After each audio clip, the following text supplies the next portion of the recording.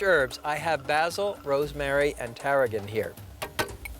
Next, add finely chopped garlic, salt, freshly ground black pepper, and for a tangy touch, Dijon-style mustard. The French influence here is obvious. Finally, a little freshly squeezed lemon juice, and I squeeze it between my fingers to catch the seeds.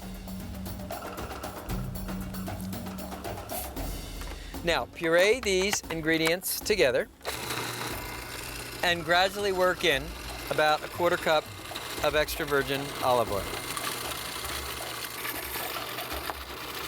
You could think of this as a sort of pesto where the mustard replaces the cheese.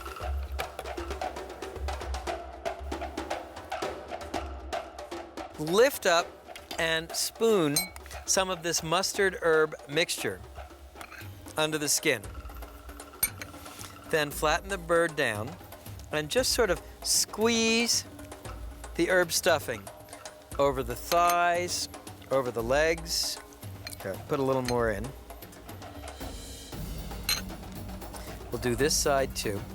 Don't forget to put some of the herb stuffing in the cavity. Finally, stuff a couple of sage leaves on top of the breast, under the skin. What's going to happen is when the game hens cook, you'll see the outline of the sage leaves. Truss the bird to give it a cylindrical form.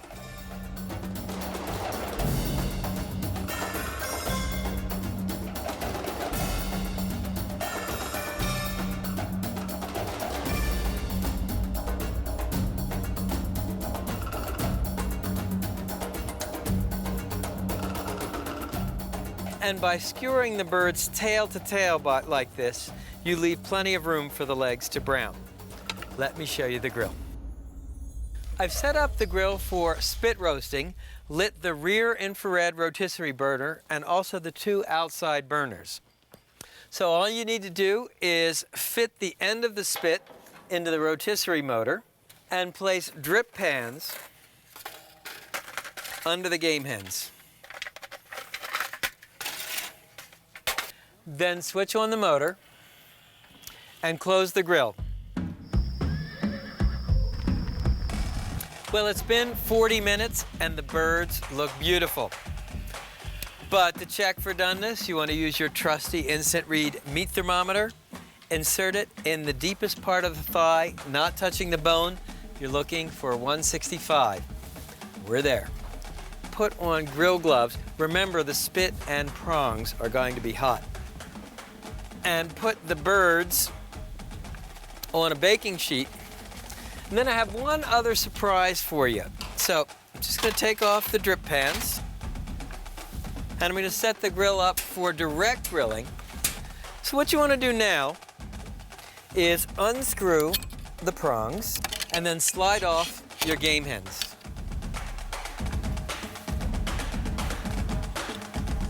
Tent the birds with foil.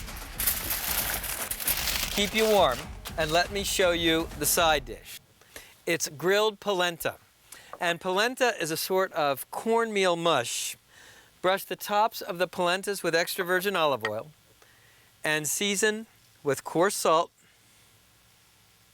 and freshly ground black pepper. So why do I cut the polenta shapes in half moons? Well, if you have a whole tray of polenta and you use a round cutter, there's no waste. All right, now turn the polenta pieces over.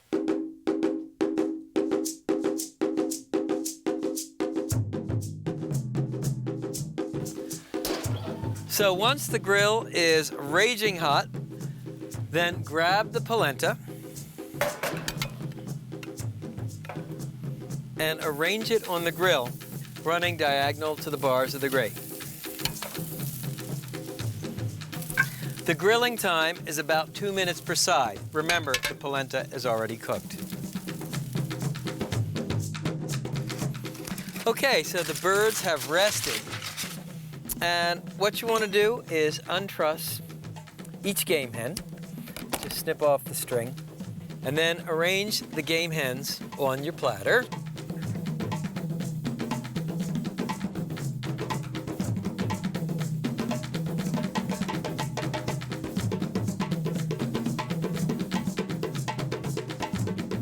Let's see how we did.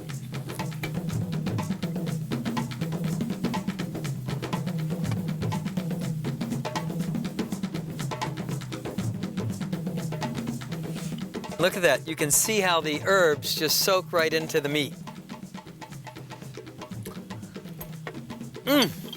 Nailed it. If you like herbs, you're going to love these spit-roasted game hens.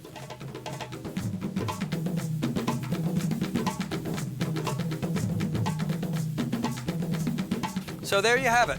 Japanese yakitori, Malaysian spatchcock chicken, French rotisserie game hens. When bird meets grill, everyone wins.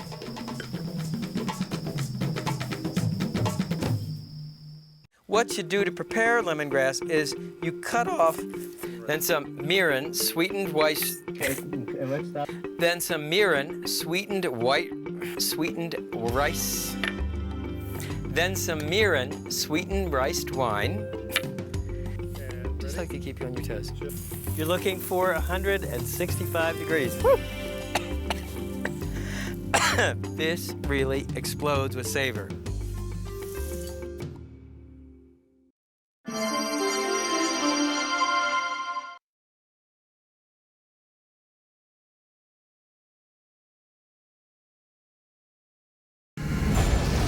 Quesadilla, a grilled cheese sandwich with a Mexican twist. Fireman's corn, a great way to grill corn on the cob. Burgers two ways, tailgate touchdowns every time. And pork calzones, stuffed with pepperoni and cheese. Bellissimo. Today we tackle the tailgate. I'm Stephen Reichlin, and from the beautiful Esplendor Resort in southern Arizona, it's time to grill.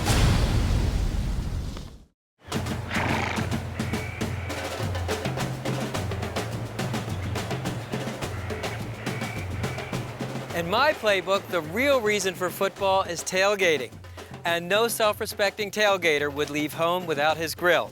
Whether your game is football or soccer, this show is designed to help you smoke the competition. Sometimes you discover a dish of such simplicity and yet of such ingenuity, something you'd never expect, that you just want to rush home and make it yourself. What do Italian panini, Colombian arepas, and Mexican quesadillas have in common? All three are grilled cheese sandwiches, and there's at least one you can really cook on the grill. The Mexican quesadilla is a snap to prepare and makes a great snack at a tailgate party. Here's how we make it on Primal Grill. Start with an oversized flour tortilla. This is a 12-inch tortilla. Now, sprinkle half with grated Jack or white cheddar cheese. I've said Jack or white cheddar, but in fact the cheese is limited only to your imagination. Next, sprinkle the cheese with diced tomato,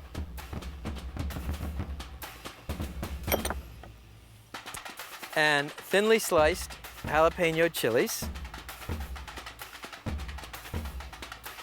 finely chopped cilantro,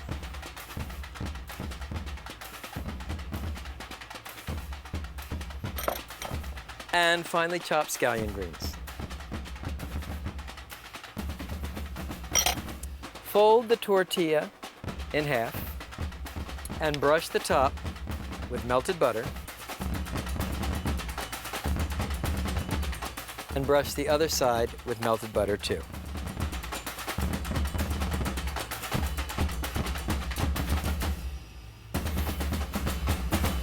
Next, let me show you the grill. Now, I've preheated this portable grill to high, and as always, we keep it hot, we keep it clean with a few strokes of a grill brush, and we keep it lubricated with a folded paper towel dipped in oil and drawn across the bars of the grate. Conscientious cleaning and oiling are really important when you make a dish like quesadillas because the tortillas are prone to stick to the grill.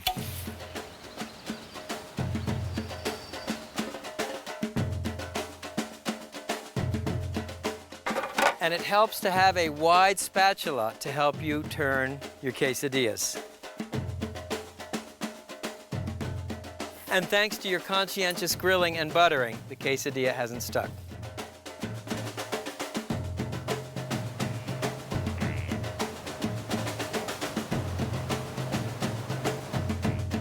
Once the quesadillas are grilled on the other side, transfer them to a baking sheet. I told you this was quick.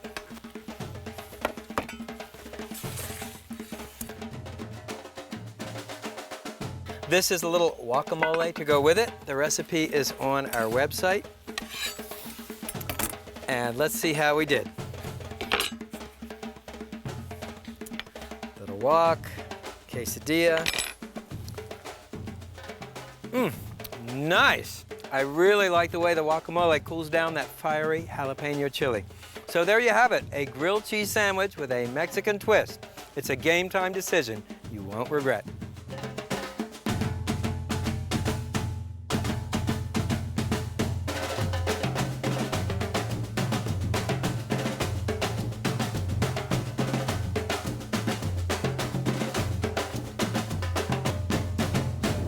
Husk off or husk on? It's one of the great debates in the world of barbecue. What's the best way to grill corn? The firemen in Lynchburg, Tennessee, soak the corn in a salt-sugar solution, then char the husk right off the ears. Here's how we do it at Primal Grill. Step number 1, cut the first 1.5 inches off the corn. This helps the corn absorb the liquid. Step number 2, make the salt-sugar solution. Now, actually, this is a sort of brine. It consists of equal parts salt and sugar. And you want to whisk these ingredients together until the crystals are dissolved. You know, as you travel the world's barbecue trail, you find grilled corn on every continent.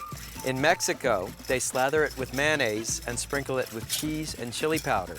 In Cambodia, they baste it with coconut milk and sprinkle it with palm sugar. Okay, once the sugar and salt are dissolved, pour this mixture over the corn. Soaking time is about 4 to 8 hours. This is best done in the refrigerator. Now, let me show you the fire. Okay, so for the fire, all I did was light a couple of chimneys worth of charcoal. And then you want to sort of rake out the coals into a single layer. Now, take your corn and lay it directly on the embers. This is grilling at its most primal. Now, this gets pretty hot, so it's a good idea to wear grill mitts. And you can see the importance of having long-handled tongs. All you need to do here is just give each ear of corn a quarter turn. The idea is you want to char the husk right off the ears of corn. Now, why do you do this? Well, first of all, the surface charring gives you this incredible smoke flavor. Second of all, it looks incredibly cool. Third of all, enables you to kind of reconnect with your inner caveman. What's happening here on a molecular level is actually that the burning corn husk is smoking the corn and the fiery embers are caramelizing the plant sugars. It's an amazing way to grill corn. Another cool thing about this recipe are the sound effects. You can actually hear the corn kernels popping. Once the corn is charred on all sides, you can see it's a beautiful golden brown and the husk is mostly burned off. Simply transfer the corn to a platter, preferably a heat-proof platter. And you'll notice I'm kind of shaking each ear to knock off any live embers. And how cool does this look?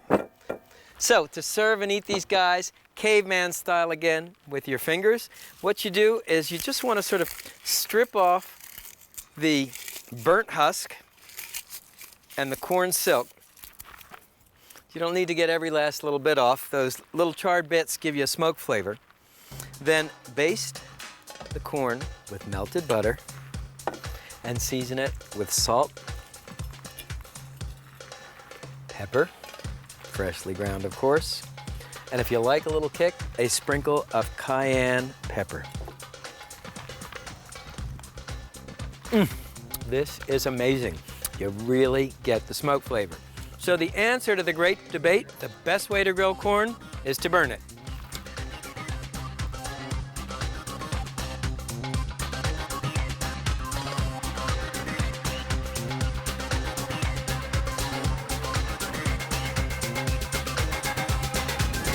For me, a recipe is a starting point, a springboard for my creativity. I think it's much more important to master the technique than the exact list of ingredients. After all, the word recipe comes from the Latin recipe, take. Take a little of this, take a little of that. The important thing is really to learn how to put it together.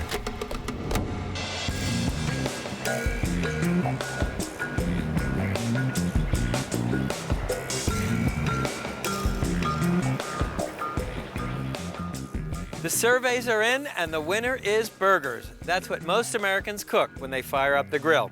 Well, if your burgers look undercooked like this one, or overcooked like this one, listen up. I'm going to show you 2 flavor-packed cheeseburgers that come out great every time. Burger number 1, the butter cheeseburger. Start by adding garlic, parsley, and grated Parmesan cheese to butter that's softened to room temperature. Beat the ingredients together with a spoon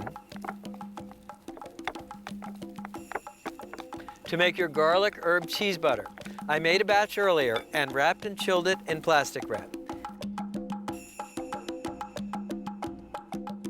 Now you need your butter nice and cold so you can slice it into discs.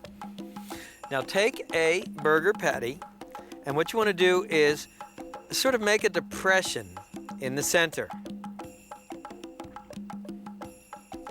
Just like this. Slice off a disc of garlic herb cheese butter and press it into the center. Then bring the burger meat around the butter to encapsulate it. Now here's the idea. You really need to cook a burger all the way through to make it safe. So by encasing a disc of butter inside, even if the burger is well done, when you bite into it, it will be incredibly juicy, just like a rare burger.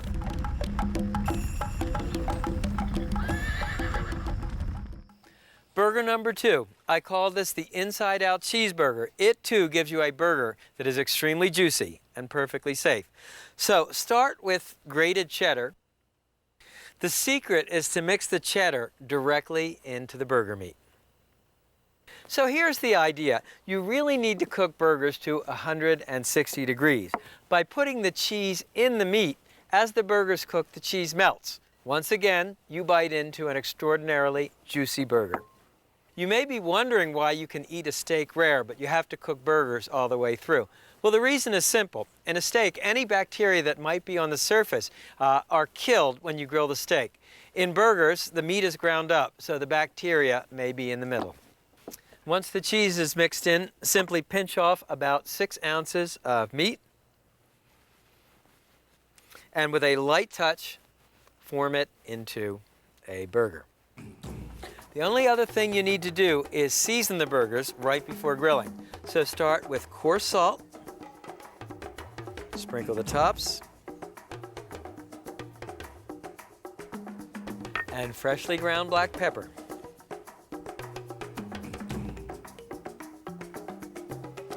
Don't forget to turn the burgers over and season the other side.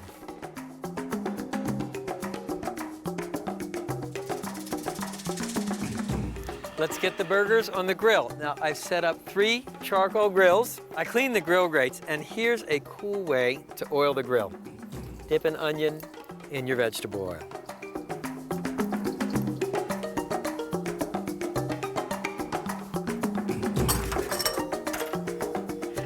Now, arrange the burgers on the grates. Those are our butter cheeseburgers. And here are our inside-out cheeseburgers.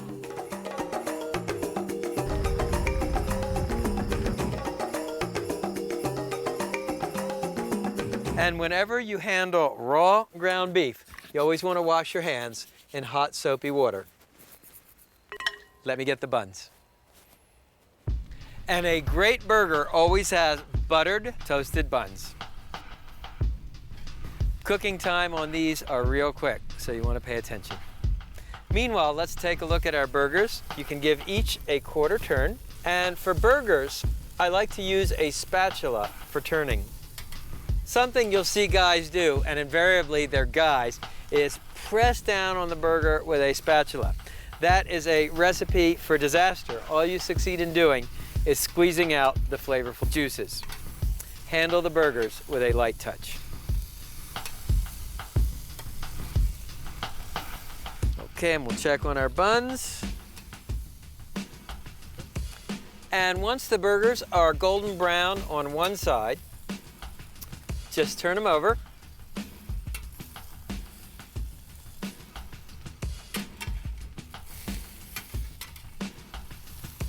And check out our inside-out cheeseburgers.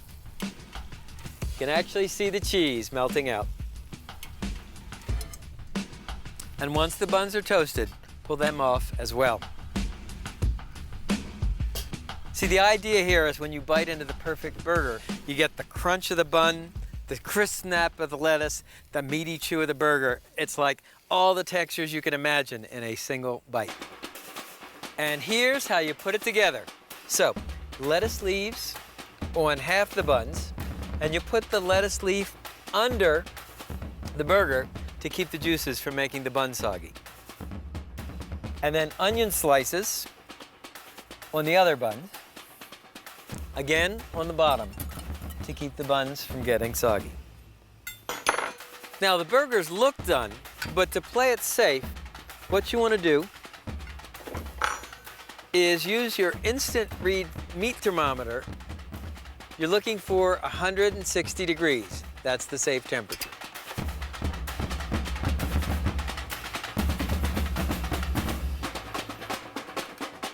And now the inside-out cheeseburgers. And look how the cheese has melted.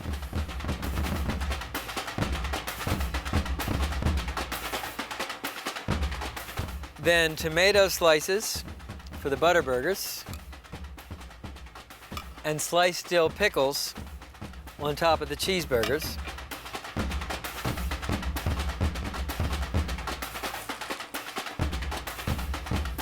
Nice, great texture, great flavor. Butter burger, inside out cheeseburger. It's a tailgate touchdown every time.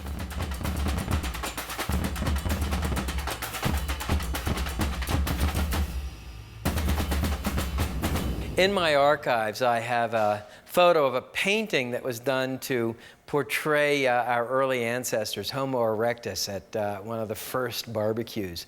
And it shows these hairy guys hunched around a fire, ripping meat off the bones, lifting bones with meat up to their mouth and eating it. It's really so primal. And in a funny way, I think that's one of the reasons why people are so passionate about barbecue. You know, it takes us back to that very moment when we stopped being animals and we became man. The calzone, that pizza joint favorite, originated in Italy, but the idea of stuffing bread with cured meat seems to have sprung up around the world. Here's a calzone for people who love barbecue. You could think of it as the ultimate pork chop. Hold the bread. Step number 1, start with a double thick pork loin chop. Step number 2, using a utility knife and holding the chop flat with the palm of your hand, cut a deep pocket in the side, to but not through the back. The pocket should run the length and breadth. Step number 3, stuff the calzone with sliced pepperoni, smoked ham, provolone cheese, and a slice of dill pickle. Then take 2 toothpicks and insert them through the chop crosswise to close the pocket. Now brush the tops of the calzones with extra virgin olive oil. Then season each calzone with coarse sea salt and freshly ground black pepper. Press a fresh sage leaf on the top of each calzone. By the way, the word calzone means trousers or stockings. Then turn each calzone over and brush.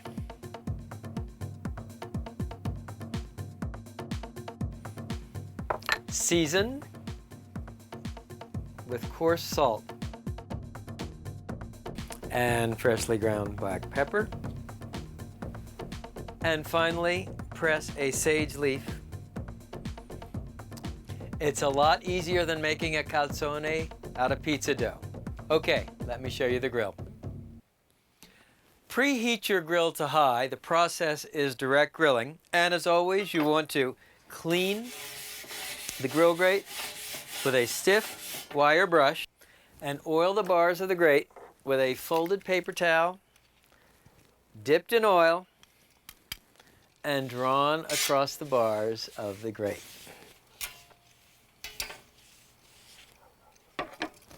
Now let me get the calzones. Arrange the calzones on the grill grate, running diagonal to the bars of the grate.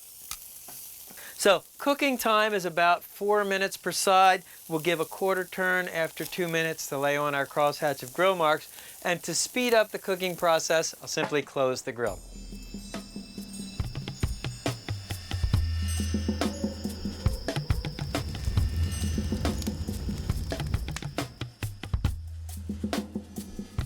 So how do you know when it's time to turn the calzones? Well, first of all, you can see the meat is starting to cook on the edges. So let's just go. Turn the calzone over. Yeah, baby.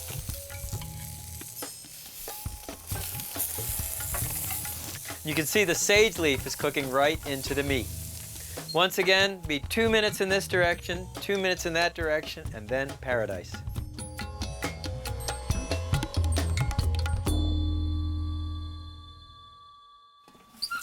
So how do you know when the calzones are done? Well, you can use the poke test. They feel firm to the touch.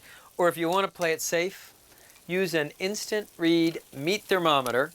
What you want to do, insert it into the center of the calzone. You're looking for 160 degrees. That's medium. And we are there.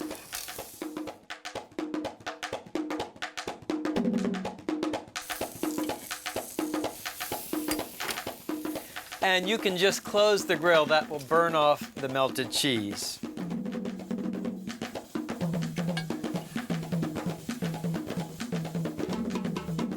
Oh yeah, you can see how juicy it is.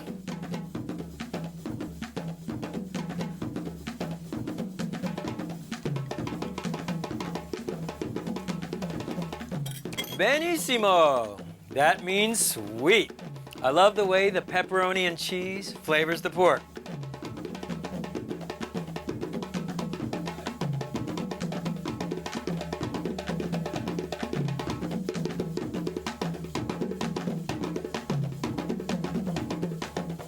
So there you have it. Grilled quesadillas,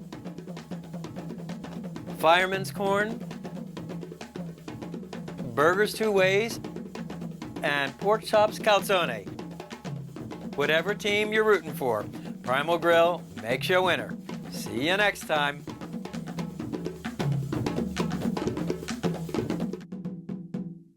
Just like you were eating a rare hamburger. It accomplishes the same purpose. You may be wondering why it's safe to eat. You may be wondering why it's safe to eat a steak rare, but you have to. You may be. Okay, ready? Sweet.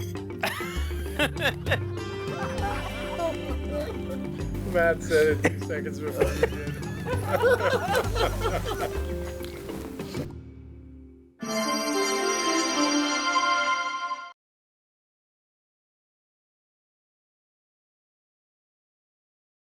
How y'all are? I'm glad for you to see me. I guarantee. I'm gonna taste this jambalaya first. Let's just go ahead on and cook. Get the part of the chicken that I like. Turtle stew. Come here, boy. You know that looks good? This is going to be good. I guarantee. Talk to it like it knows what I'm talking about. I like it. It's good. I believe in easy cooking. Believe me, I do.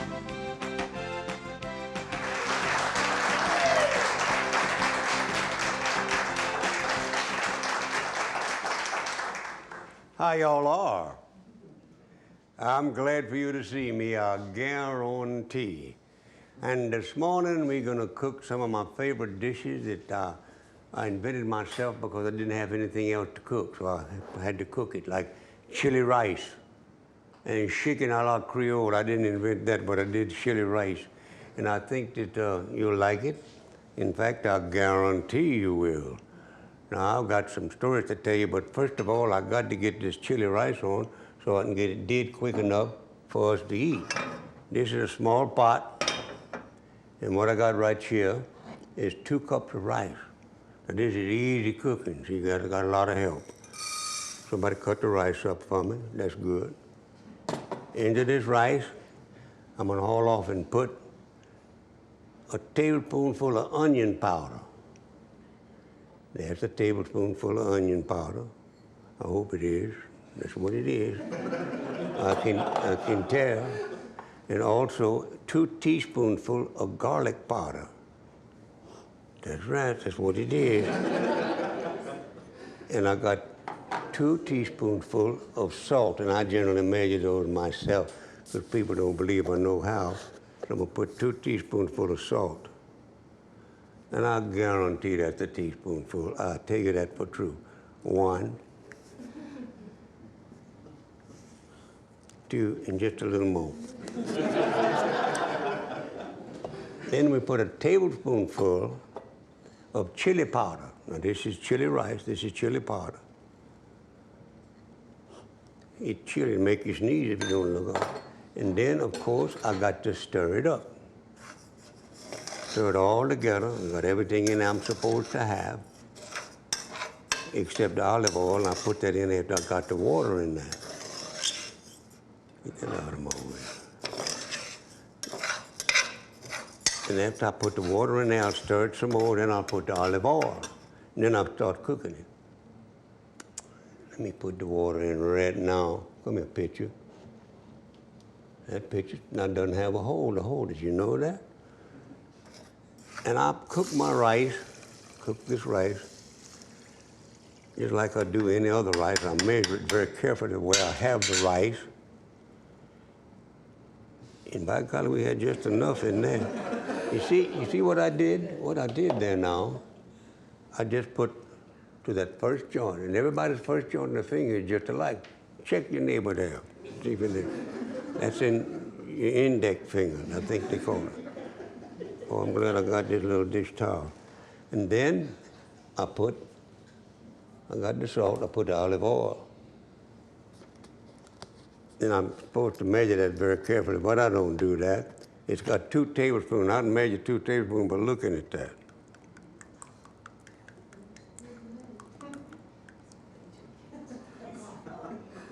That's 2 tablespoons.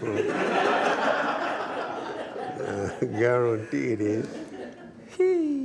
Put that back out of my way and stir this some more.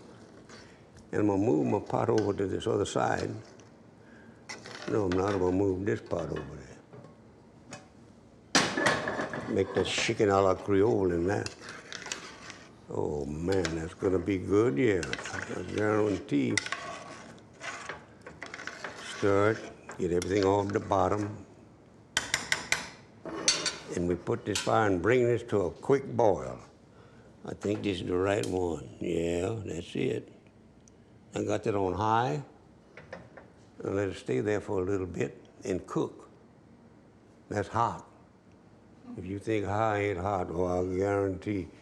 And I got everything in there. And all I'm doing now, I want you to know that this is easy to fix. This is easy cooking. I put all the ingredients except the olive oil in there. You notice that. Onion powder, garlic powder, long grain rice, salt and chili powder, and olive oil. Now that's easy cooking. It really is.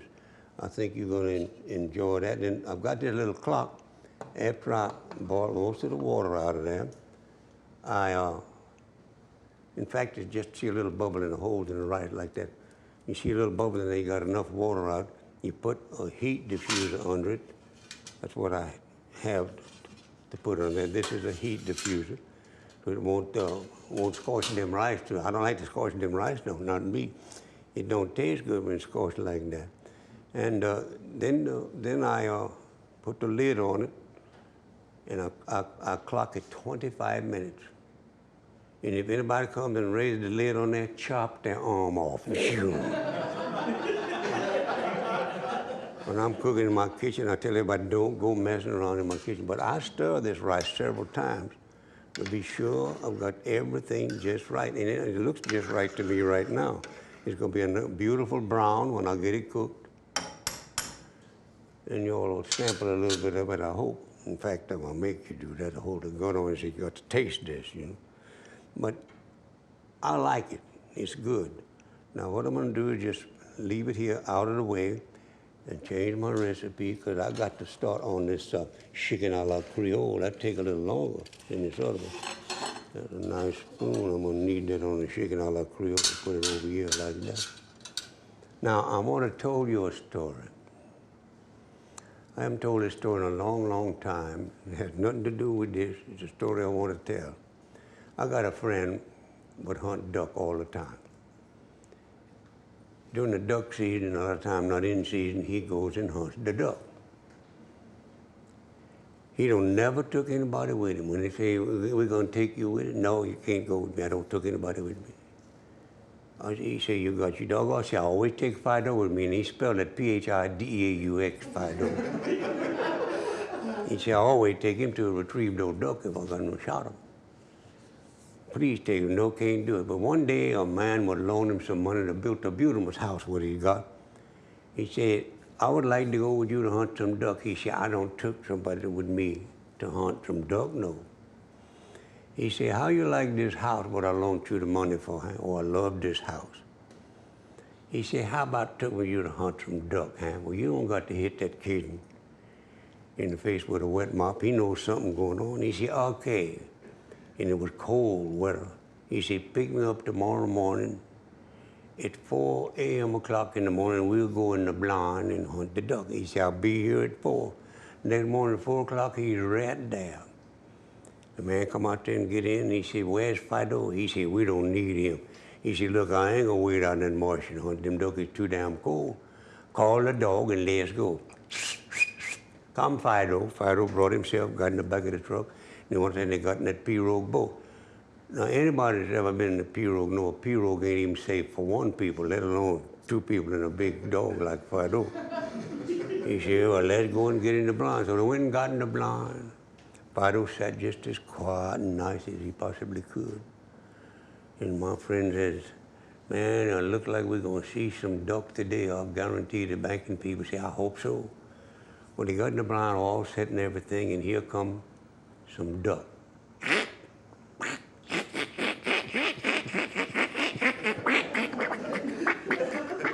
Give him that feed call, set him right down in front. And that banking people raised up with his shoot gun with 2 duck out there. Bloom, bloom, got both of them at the same time. He said, sent the dog for the duck. He said, them duck ain't going nowhere. He said, sent the dog for the duck. Fido, go get them duck. Trip, trip, trip, trip, right on top of the water. He walk out there, pick up them duck, trip, trip, trip, back on top of the water and put them down. That bank of people didn't say a word. In a few minutes, here come 2 more duck, big mallard, in a bunch all by themselves. And he called, giving that feed call, and he settled right down there. He raised up with his twice-barrel carabine, bloom, bloom, killed them duck, dead, dead. The bank of people say, sent the dog for the duck. He said, don't worry about them duck. I know they ain't going nowhere. They dead, dead. He said, sent the dog. Let's don't got some argue about that. He said, Fido, go get them duck. Fido, tip, tip, tip, right on top of the wall. Picked them duck up, trip, trip, trip, back on top of the wall, put the duck down. that banking people didn't say a word. He said, I didn't say something at first because I believed my eyes were playing a trick on me. But did you see that dog walk out there on top of that water, pick up them duck, walk back on top of them water and put them duck down? Huh? He said, yeah, and that embarrassed me more than I never told you. I never could taught that damn dog how to swim.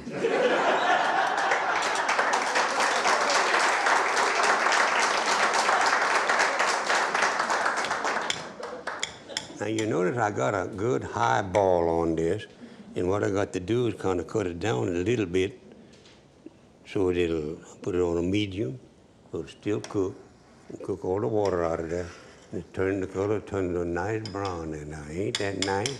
I guarantee it is. Now over here, I got another pot, and I'm going to change place with that, put that there because they got to go on there. And then here, I'm gonna make a chicken a la Creole. And we got all kind of stuff got to go in there, pretty stuff. And I'm gonna put it in there. Let me kind of clean up just a little bit and get it out of my way so I can get this other stuff a little closer to me. Now, what I've done to show you how easy cooking is, I've used dried vegetables and everything except I got, this is wet hot sauce. This is good wet steak sauce. And all of these are, that's tomatoes. We'll tell you about them as we put them in there. But this is this makes for about 6 servings. It depends on who's hungry, but it comes out real good. I got a quarter cup of dried onion right here. I'm gonna do that with that. No, I'm not either. I'm gonna put it in this pot right there, just like this. Don't drop it in there. At least I thought I was. I'm going to use this little spoon. Oh, they done took up all the water. That's good stuff. Put her in there. And get it all out of there too. Don't be messing around and leaving it under and good dried on. They taste just like regular. You never know the difference when you taste this. May have to use you again, I can tell. And then I put in there, according to this recipe I got here, a tablespoonful of dried green onion. You see that? Those are dried green onion. Put them in there too. And those haven't got any fire under there, because I don't have enough water to have fire yet. And I'm gonna put some chicken stock in there. And then, when I put some dry parsley, this was dry parsley, put that water on there, it makes it go good. Here let's go. Put all this in here just like, and get all that parsley out, because parsley helps flavor things. I don't use a lot of celery to cook, because all you taste is celery a lot of times, so I don't use a lot of that. Now, and then, according to this thing here, I put a teaspoonful of garlic powder. That's 1 teaspoonful of garlic powder. I'm gonna put that on there. We didn't put water with that, we didn't have to. And then I put in here dried mint. I'm gonna wait a little bit to put that dried mint. What I'm gonna do is put some other stuff in there so I can stir her up. And what I'm gonna put in there right now is some rotel. No, I'm not. I'm gonna put white wine first, just a little wine. That's to take the bitterness out of tomatoes. Tomatoes have a bitterness in them. Onion have bitterness in them. I'm gonna put a little water, that's a cup of white Chablis wine. It's good enough to drink. If it ain't good enough to drink, don't cook with it, you hear? Just remember that. Go ahead and cook there, boy. I don't have to stir my rice one more once. Yeah, it's going good. Yes, it is. Take it off the bottom. Have to lower that fire some more while I'm thinking about it. Lower the fire a little bit more, then I'll put it on simmer when I put this heat diffuser under there. Now this is a medium, this is a low, medium-low fire. It's still cooking. Now go ahead and fix this chicken a la Creole. Now what I'm gonna put on that is some chicken stock. when we boil the chicken, and I'm going to turn that fire on too, right this minute. Let's go here, boy. If you can find the right thing, got it. Highlights right away. Put it on high and stir. You have to stir this a little bit. And you're looking good there. Now I'm going to put some rotel. There ain't nothing in the world but seasoned spiced tomatoes. That's all they are, but they're good. I like them very much. Rotel. If you think that ain't hot, you're wrong. It is hot. Put it on there like that. And then I put some canned whole tomatoes, but we spiced them up real good, see, so that we wouldn't. We put them in there. It would be easier to eat really like that. We're gonna put that in there. This is just good old whole tomatoes. You could use fresh tomatoes if you wanted to. Put them in a blender or something like that. But that's too hard. This is easy cooking. I'm trying my best to do today, and I'm gonna do it. Look out there. Good. Now I'm gonna put 3 tablespoons full of steak sauce.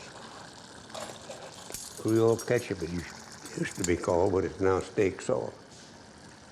Whenever you put anything in there, always stir. Just stir a little bit. How many tablespoons? 2 tablespoons.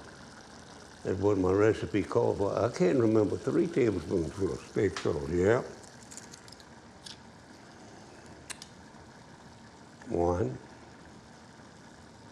2, 3. One of them tablespoons wasn't quite full. Let's add a little bit more to it. Got it going. All right. And then it says in the recipe to put some hot sauce, a little down of hot sauce, or some cayenne pepper, whichever one or two. The 2 I'm going to put about less than a teaspoonful in, because I know that them rotel is in there. So what I'm going to do is put about, that's a half a teaspoon. I'd bet money on it, I guarantee. And then I got to stir. There we go. You know that spoon gets hot now? I guarantee it does. Yes, ma'am.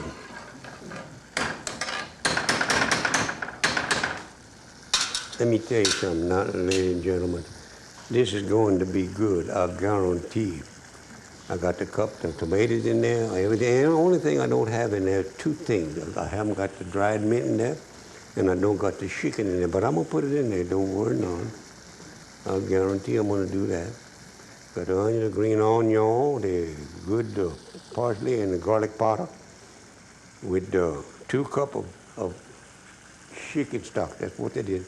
Plus the water that you use to get the dried vegetables to not be dry some more, you know. Now, I got all that right there. And what I'm going to do is put that chicken with that right this minute, if I can get to it. Get out of my way and give me that dish towel. That's the handiest thing in the world, a dish towel is. I couldn't cook without one. Come here, old chicken. Now what we did, we boiled this chicken. These are nothing but second joints. They call it the thigh in all these big shoot places. And go ahead and cook that. I'm gonna put a lid on that in just a second. This chicken, was cooked in seasoned water. Tastes good too, but I need another thing. We're gonna put that in there and put the dried mint. Now you notice I'm using dried mint. I used to use bay leaf all the time. I love bay leaf. But bay leaf is a known taste killer. You put too much bay leaf, ain't nothing you can do about it. It's gonna stay there. All you're gonna taste is bay leaf. So I don't use it anymore. I use mint, and it's easy to handle, and it doesn't take over the flavor. If people wonder what they're tasting, it's mint. That's what they tasted. I ought not to tell them that, but that's what it is. And I got to bring this to a boil, and it's going to come to a boil in a minute. Now, put the chicken to it.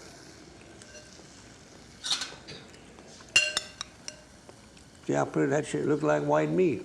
It's tired. Come off a white chicken.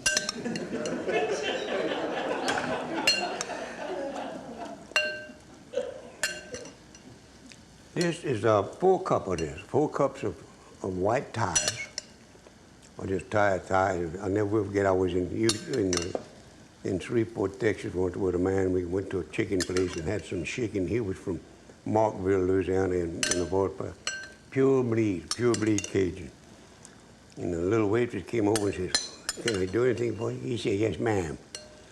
He said, "I would like to have 2 thighs and a wing." She looked at me kind of funny. She said, "What do you say?" He said, "I would like to have 2 thighs and a wing." And she looked at me and said, "What did he say?" I said, "He said he wanted 2 thighs and a wing." I thought she was going to hit us both.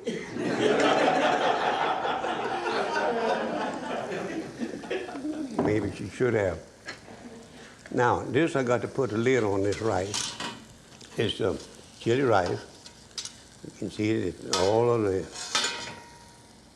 let's just heat diffuse it down first.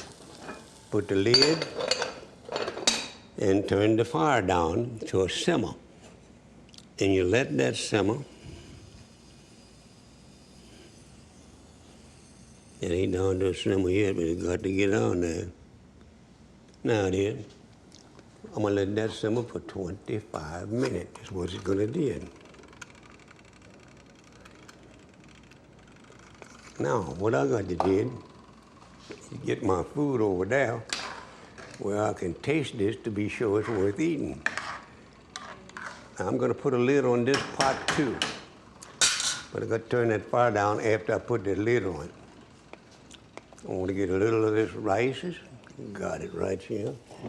Come here, rice. That's not too hot for me to handle.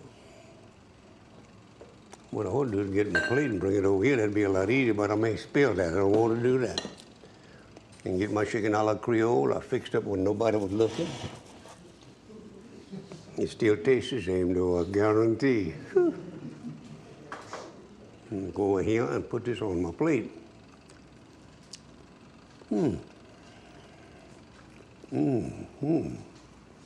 But first, I'm going to put a little that chili rice in there.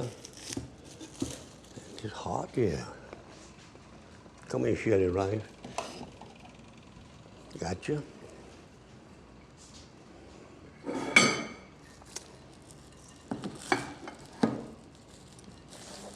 And I'm going to use this spoon to get some chili rice on that, just a little. All I want is a little.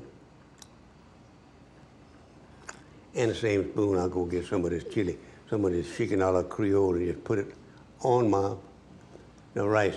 I didn't cook it in white rice, I had chili rice, that's good enough.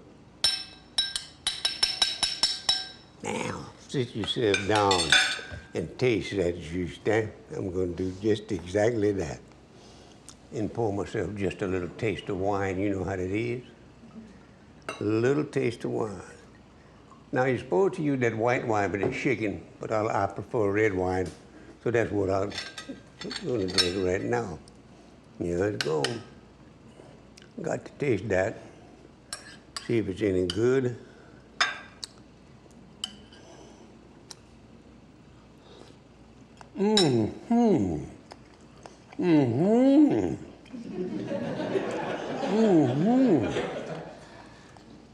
I guarantee that's good. No napping, but I got my dish towel. And a little taste of wine is to you, bless your heart.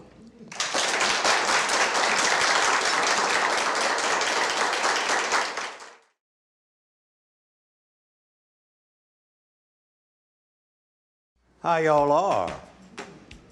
I'm glad for you to see me, I guarantee. I'm gonna taste this jambalaya first. Let's just go ahead on and cook. Getting the part of the chicken that I like. Turtle stew. Come here, boy. You know that looks good?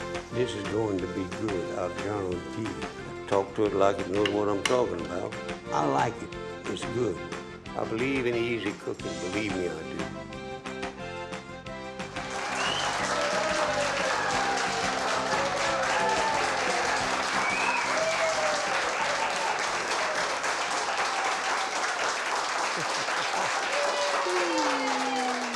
How y'all are? I'm glad for you to see me, I guarantee. I'm gonna make you a roux. We'll talk about it. I've got it most made. And then we'll make a rabbit gumbo. Whew, and isn't that good? Let me turn this fire on right now while I'm thinking about it. There you going. I got fire. I'm gonna have to turn this fire on here and stir this roux because I started that a little early because I didn't have anything else to do, so I just sat down here and made a damn roux. And it looks good. Yes, it does. And I got a bunch of stuff got to go in it. I got to turn the fire on under it too. Now we got it. Go to low. That's medium, medium, low. But that roux is just exactly the right color, like good chocolate. Only it's not chocolate, no. And I got to tell you all one story before I get started. It's a true story that happened to me and my papa years and years ago when we were in Lafayette, Louisiana. Now, I like Lafayette, but there's one thing I can tell you about it. It's the only town I've ever been in my life where you can get in one street and you can get lost. And we were lost. Papa and I were lost and bad. And he said, look, we're not going anywhere. Would you mind? I said, the young boy over there, stop. Let's us ask him where we're going to go, huh? I said, okay, Papa. So we stopped and he said, come here, son, I want to ask you something. The little boy came over and he said, son, can you tell me what this road on the right hand would take me if I got on that, huh? Little boy said, mister, I hate to tell you this, but me, I don't know. Papa said, well, how about on this road on the left hand? Can you tell me that road would go if I get on that, huh? He said, again, I hate to tell you this, mister, but me, I don't know. Papa said, look, son, like I'm looking straight ahead. Can you tell me that road would go if we got on that, huh? Little boy said, mister, it broke my heart to tell you this, but me, I don't know that too, though. Papa said, now, son, we're not going to do it, but suppose we turn around and go just like we come from. Can you tell me that road would took me if I do that, huh? Little boy said, mister, on the ground is my heart broken 1,000,000 pieces. It broke so bad. But me, I don't know that too, no. Papa said, son, you don't know a damn thing. Little boy said, that's right, but I ain't lost.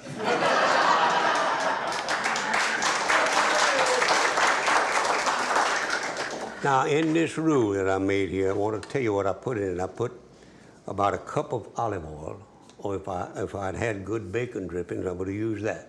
Tastes more better. And also, I put 2½ cups of flour, and I started stirring the minute I put it in there. Now, that is looking good. Into this roux, I'm going to put some onion. I'm going to let me move this roux thing that I know by heart. Anybody want to ask a question about roux, you can ask me when the show is over. I'll be glad to tell you. I got right here 2 cups of chopped onion, and we're going to put them in here right now in this roux because it's just brown enough. You just want to get it to the brown. I got it there right now, and you can see on the camera that it's just right.